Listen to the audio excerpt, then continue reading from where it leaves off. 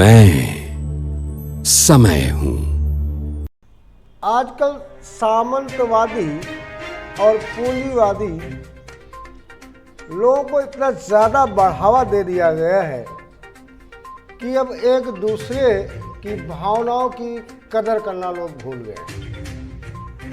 आपने देखा कि मध्य प्रदेश छत्तीसगढ़ के बाद अब उत्तर प्रदेश में जातीयता आसमान छूती नजर आने लगी है।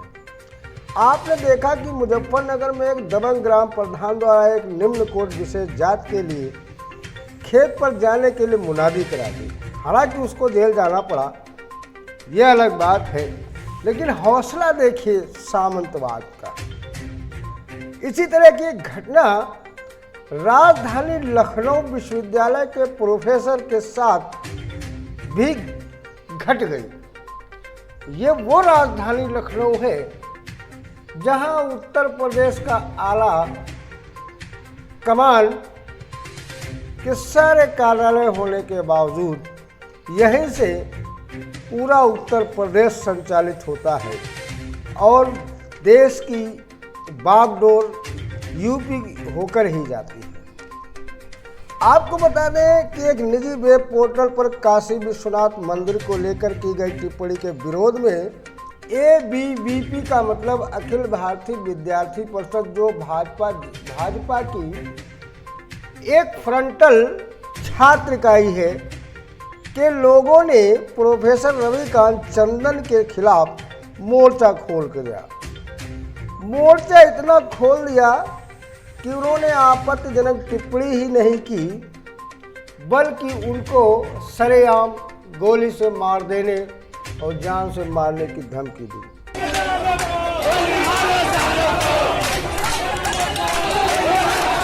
ऐसे में बात साफ है कि सांप्रदायिक कट्टर हिंदुत्ववादी ताकतें असहमत व प्रतिशोध की कोई आवाज बर्दाश्त नहीं कर पा रही, जबकि संविधान शिल्पियों की मूर्तियां तोड़ना तो आम बात है जिस पर हिंदुत्व की ताकतें मौन रहती हैं। आखिर क्यों? ABP के लोगों ने हंगामे के बाद विश्वविद्यालय परिसर में तनाव तो दाती ही है, वहीं पर उल्टा ही जब प्रोफेसर रविकांत ने स्थानीय थाना हसनगंज डालीगंज लखनऊ में जान माल की सुरक्षा और कार्रवाई करने का प्रार्थना पत्र दिया, तो खैर उस पर तो कोई सुनवाई नहीं हुई, लेकिन उल्टा प्रोफेसर के ऊपर ही FIR दर्ज कर दी गई। बात दरअसल कुछ नहीं, बल्कि हिंदी विभाग के प्रोफेसर और दलित चिंतक व विचारक रविकांत चंदन ने एक निजी वेब पोर्टल न्यूज पर चर्चा में भाग लेने के दौरान बनारसी में स्थित मंदिर और मुगल बादशाह औरंगजेब के इतिहास के बारे में टिप्पणी दी थी, और ये टिप्पणी उन्होंने किताब के माध्यम से की थी जिसमें कि पहले से दर्शाया गया। तो आखिर उन्होंने ऐसी कौन सी नई बात कर दी जिससे ये अराजकता फैल गई? मुद्दा था ज्ञानवापी मस्जिद को लेकर के जो चीजें चल रही हैं, भारतीय जनता पार्टी की राजनीति को लेकर के चर्चा थी।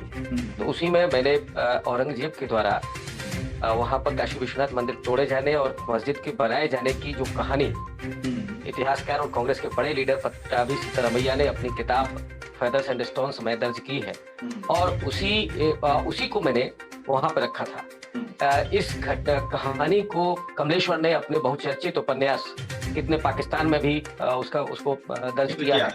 ये उपन्यास हम लोग जानते हैं कि UPSC के सिलेबस में भी लागू है। और उस कहानी को जो मैंने कहा, और कहानी कह करके ही कहा, ये भी मैंने कहा कि इसमें कितना फैक्ट है मैं नहीं जानता और मैं कोई दावा नहीं करता, मेरे पास इस तरह का कोई। और ये सब कहते हुए मैंने अपनी उस घटना को जिक्र किया था। लेकिन हुआ ये कि जहां मैं रेफरेंस दे रहा हूँ, किताब को कोट कर रहा हूँ, वो हिस्सा काट करके आगे के हिस्से को चला करके मेरे खिलाफ प्रभावना से प्रेरित होकर के, बिल्कुल मतलब हिंसा प्रेरित होकर के जो दुष्प्रचार किया गया और सबक सिखाना, वो जो ट्विटर पर आपको बहुत सारे व्हाट्सएप ग्रुप पर जो है वो सब मौजूद हैं। और ये मेरे पास एक फोन भी आया जिसने मेरे खिलाफ FIR दर्ज कराई है अमन दुबे, और उसने मुझे रात में ही सबक सिखाने के लिए फोन किया था। इस विषय को लेकर लखनऊ के काफी सामाजिक संगठनों ने रोष प्रकट करते हुए शहीद स्मारक गोमती तट पर एक दिवसीय धरना दिया और रमाशंकर भीम एडवोकेट के नेतृत्व में रोष प्रकट करते हुए ज्ञापन भी दिया गया। धरना स्थल पर आयोजित सभा को संबोधित करते हुए राष्ट्रीय कल्याण मंच के अध्यक्ष अनुज रावत ने कहा कि प्रोफेसर रविकांत पर हमला करने वालों के विरुद्ध FIR दर्ज न किया जाना हमलावरों को सत्ता का संरक्षण प्राप्त होना संकेत करता है। डॉक्टर रविकांत जी को न्याय नहीं मिलता है और जो दोषी हैं जिन्होंने उनको जान से मारने की जो है प्रयास किया है उनके खिलाफ कार्रवाई नहीं होती है तो भविष्य में हम फिर से सभी सामाजिक संगठन मिल करके आगे की रणनीति तय करेंगे और जब तक इस तरह की घटनाएं हमारे समाज के साथ होती रहेंगी हमारे सारे संगठन एकजुट रहेंगे। अभी तो इतने हैं, बाकी जितने प्रदेश के संगठन हैं हम सबसे संपर्क करके और एक लंबा आंदोलन करेंगे। डॉक्टर अंबेडकर पासी कल्याण समिति के अध्यक्ष RD निर्मोही ने कहा कि लोकतंत्र में चर्चाओं परिचर्चाओं में असहमत को बलपूर्वक कुचला नहीं जा सकता। वहीं पर डॉक्टर भीमराव जन सेवा समिति के अध्यक्ष विश्राम पासी ने कहा कि संविधान की शपथ लेने वालों के संविधान का पालन करना चाहिए। प्रदर्शनकारियों को सामाजिक न्याय महासभा उत्तर प्रदेश के महासचिव केशवराम गौतम, डॉक्टर अंबेडकर पासी कल्याण समिति के महासचिव छेड़ालाल साथी, श्रमिक चेतना मंच के अध्यक्ष रामफेल निराला व उत्तर प्रदेश पासी जागृत मंडल के संगठन मंत्री बसंत लाल रावत एडवोकेट ने भी संबोधित किया। 3 सूत्री मांग पर जिला प्रशासन पुलिस आयुक्त लखनऊ माध्यम से महामहिम राष्ट्रपति महोदय भारत सरकार को ये प्रार्थना पत्र ही नहीं एक ज्ञापन भेजा गया।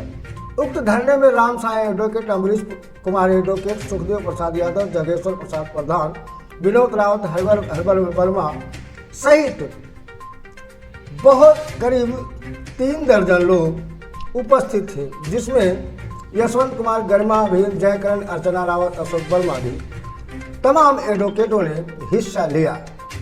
धन्यवाद।